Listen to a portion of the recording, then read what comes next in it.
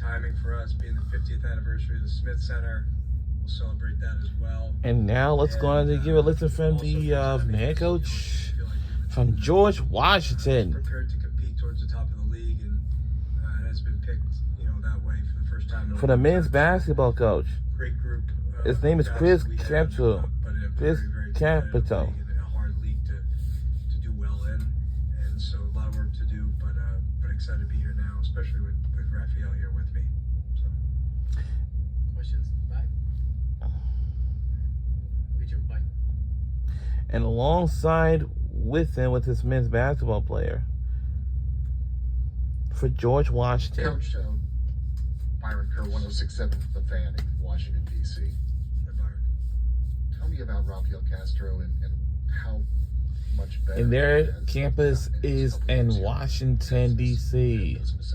Yeah, again, and I've said this a little bit today, like, he's put in a tremendous amount of work, like all the players in our program and probably all the players in the league. But what separates him, I think, is his emotional maturity, stability, his mental makeup, his ability to sort of deal with adversity, even from a young time as a player.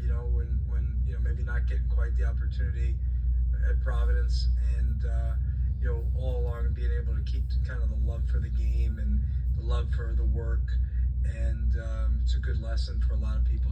That eventually and very quickly that work compounded by somebody who, again, has a really good mindset. And so, now you look up, and I think he's, one of the very best players in the league and amongst the best players in the country. And didn't happen overnight. There's no overnight success. It's somebody who's really in this age of instant gratification, instant if I don't get what I want type stuff.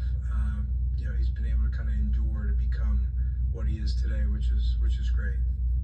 And we talked about it before, but you have 7 guys coming back, but you also have 7 newcomers. Can you talk about a healthy potential for Garrett Johnson? Yeah. A lot of we talk a lot about the guards, but your front court and how good they could be. Luke and Boo Boo and Tyrone and Raphael, and would they play together with Slim? Yeah, Garrett is healthy and fully competing in practice, 5-on-5, full court, all that. We took it a little bit slow with him. He had torn his ACL last June, and he didn't really get going fully until July. But that was, I think, being a little bit conservative and knowing we had some time for that. So he's looked good. I think our front court had a lot of depth and versatility, and that was on purpose. Certainly when you have Raphael as an anchor there, and then you start to build some combinations around him. I wasn't sure if we could play Luke and Raphael together, but the more I watch, the more I think we can and will at times. When and how, not totally TBD there. But there's certainly the ability for those guys to play together. They both pass the ball so well. Raphael can guard a lot of different people. There's some remnants of like what Sean and Raphael looked like together last year. Not completely. I don't like to always compare player to player like that, but there's some of that.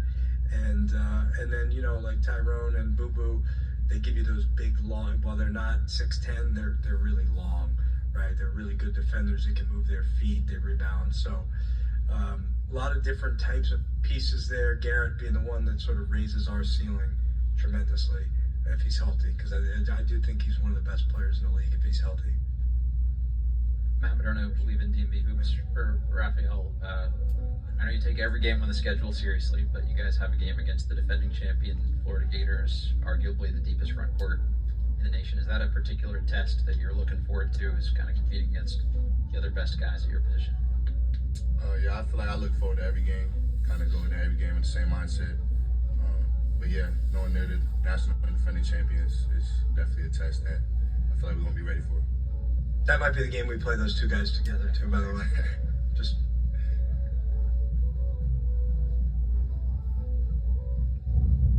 There's some questions, just raise your hand. Tyler Cronin, 3-bid lead. Coach, you had talked about the importance of getting postseason basketball in last year. You guys played one game Yeah. in the college basketball crown, but do you feel like having all that extra practice time, all that extra together time was helpful in any way in keeping so many key players? Yeah, I thought the experience of preparing, and we didn't play particularly well in the second half, but Sean didn't play. He was a big part of what we were doing. But I thought the process of understanding, okay, this is what it's like when you get to Selection Sunday. Okay, now we have to have a plan as to what we need to do is a little different because of the starting time of the crown, but the idea of playing the postseason and then what that preparation would look like. And then the group staying together and kind of spend, I mean, it's worse places to go with your team than Las Vegas in terms of the guys spending time together and getting some experience, a couple of dinners in and things like that. And I actually think it was great to play against Boise because that was like the first team out. And I thought getting a sense of kind of like, okay, that's what that looks like.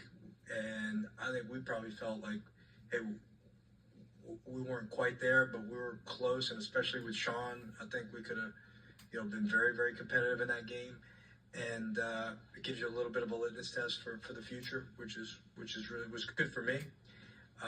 So yeah, I thought it was super experience. Plus, another national television. Again, that's not something that we take lightly either. We got 11 national television games this year, which is great, more than we've had in many, many years. So I think that's a good thing as well.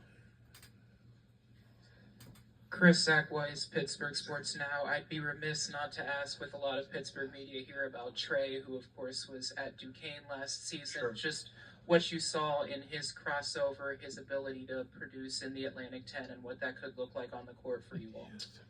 Yeah, well, we were pretty familiar with Trey. We had recruited him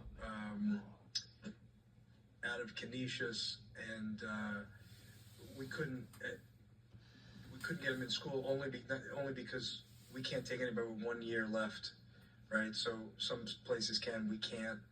But then when he becomes a graduate and he's in the transfer portal, we're still very interested. He provided some things in the backcourt that we didn't have in terms of his shooting off the dribble, some of his ball skills. I thought Duquesne did a really good job with him. He had a really good year. I think we voted him on the all-conference last year at the end of the season. So lot to like there. He's down 15 pounds or so his body's in a place that I'm pretty comfortable with. His playing weight, and he again, I think our guard play is good, but he provides some things that maybe we didn't have, which could be exciting. Any additional questions? I don't see any hands up, Coach. I think we're good to go. All right, thank you. Coach. Thank you. Thanks, Rafael. All right. All right, GW.